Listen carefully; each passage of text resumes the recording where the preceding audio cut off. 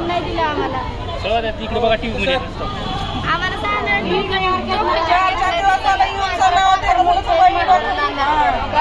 मी KYC करण्यासाठी खात्याची इथे येईल 3 दिवस झाले मी चक्रा मारते मला 3 दिवसही टोकन मिळत नाही।